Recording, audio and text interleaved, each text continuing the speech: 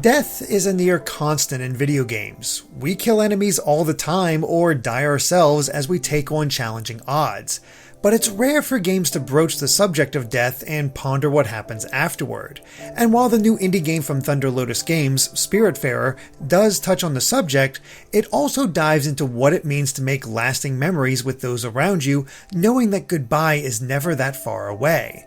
That likely sounds heavy-handed and dour, but Spiritfarer really focuses on the connections and natural thrill of slowly making your life and the lives around you better.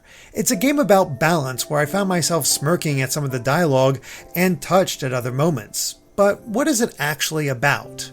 Spiritfarer focuses on the character of Stella, a young girl who is chosen to take over the duties of Charon, the being responsible for ferrying spirits to the afterlife. As the new Spiritfarer, Stella and her cat Daffodil, who acts as an optional player too, must sail the waters and discover spirits who have yet to move on. Once on board, these spirits take their true form as some kind of animal, but they are very much human. They all have unfinished business, which takes them across a vast ocean peppered with islands, giant turtles, dragons, and so many otherworldly events. Satisfying their needs and requests readies them all to take the next step into the afterlife. It's a story that doesn't click right away. The premise is intriguing on its own, but it was difficult to wrap my head around the concept at first. It's not as simple as finding a spirit and taking them to a location and moving on to the next. Instead, Spiritfarer wants the player to really get to know their passengers, what they like, what their lives used to be, their joys and sorrows, and seeing them process the things that happen to them. Along the way, the spirits teach Stella how to fulfill their needs, which inevitably helps with future passengers. Yet it still seemed like any other life sim game where you gather materials and abilities to become more efficient and progress. But then I finished a questline for a spirit and actually took them to the next world. And I got chills from it all. The way the spirit talked about their life, their acceptance of what happened in the past, their willingness to move on, it was heart-wrenching. That's when it all clicked for me because by that point, I had built up a relationship with the spirit and was sad to see them go. And each spirit that left after that felt harder in some way, as the game implied the implications of dying from cancer or Alzheimer's. It was sad, but strangely uplifting in the way Stella gave each of them a hug before they left. There's something comforting in that gesture, and even though not everything is spelled out, I was satisfied with each character's story. Amusingly enough, I didn't fully enjoy the gameplay of Spiritfarer until after that first spirit left either. I understood it well enough as Stella is given a boat that's possible to build upon. This includes a kitchen to cook, a foundry to smelt metals, fields to grow food, or even the personalized houses for the various spirits. It becomes apparent that this is a kind of management game where you're constantly on the lookout for new materials that will help you progress through the game. There's no combat whatsoever, and this made me unsure, especially because the opening felt so guided. That said, I later learned that it didn't have to be, as Stella can sail in any direction using the map. And that's well worth pointing out. Nothing is timed here. You cannot fail. It's all about doing what you want and fulfilling that goal. At all times, Stella has an item called the Everlight, which can be used in any way necessary. It's her fishing rod, her pickaxe, her saw, even her oven mitts. It keeps things simple, yet each of the minigames involving it have enough interaction that I was never on autopilot. Gathering the materials needed to construct each building was satisfying, especially as each piece led to the next both in terms of passengers and construction. It all seemed pretty basic, and I felt like I had a handle on what to expect from the game. After all, each passenger would have different quests requiring Stella to gather certain materials or visit certain islands. But then came more passengers, and each one would eventually hand over a certain item, which could then be exchanged at shrines to expand Stella's moveset, granting her a double jump, a glide, a bounce, and more. This in turn would allow her to explore even more of the islands, which gave Spiritfarer an almost explorative platformer feel, especially because many of the chests contained rare items or blueprints on how to improve your existing buildings further. And that's not even everything, as once a spirit has passed on, a special item is granted that allows Stella to modify her ship.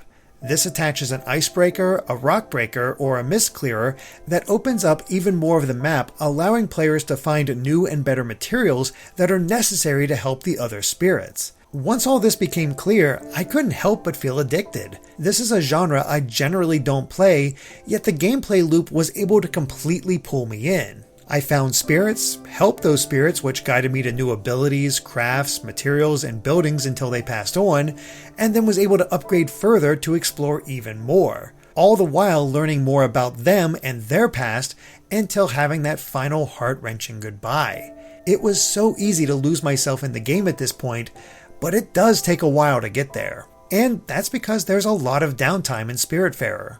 Every task takes time, from cooking to growing food to simply traveling from island to island. Later in the game, this isn't an issue, as I was able to create a meal, water the plants around my ship, feed the spirits to keep their happiness up, or upgrade my materials toward whatever I wanted to build next. But early on, there aren't nearly as many options, so I'd simply cook or fish a little and find myself somewhat bored. I knew I was making progress, but it didn't feel like an accomplishment. Thankfully, it only took a few hours for other activities to become known and make travel much easier, especially once quick travel and alternate means to increase materials were introduced. And some of the activities are inherently more exciting, as specific locations in the sea allowed me to mine ore off a dragon's back, collect falling stars or bolts of lightning, chase hidden bugs, or even catch dark jellyfish. It lends to the adventurous feeling of it all, especially as I could fish up messages in a bottle leading to hidden treasure, sell off the treasure to earn money, and use that money to upgrade my boat so I could have more buildings on it. Every step felt like I was progressing. There's even side quests to help break up the standard activities. It doesn't hurt that Spiritfarer utilizes an animated 2D look that's simply stunning at times. Those exciting moments are made all the more impressive with the lighting engine on display, but it's the smaller moments that benefit from the graphic style. Stella may not talk, but the expressions on her face convey so much, and that goes for the spirits as well. Their animations tell a lot about their personalities, especially when giving a hug. The world is realized wonderfully as well, as the islands you sail by can be seen in the distance. It's just a great look. And the music is fantastic as well. Spiritual, haunting, funny, exciting, everything it needs to be when it needs it. I certainly won't forget the main title or quick travel themes anytime soon. There's no voice acting, but there are little sound snippets to add a bit more personality. I do want to give special mention to the writing though.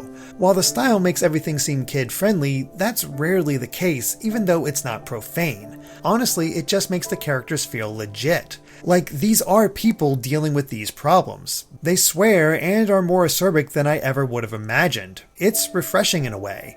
While I didn't like all of them, and certain NPCs could be just a bit too chatty, I felt like I knew where they were coming from. It's good stuff. And that kind of sums up Spiritfarer. It's a good game that becomes great over time.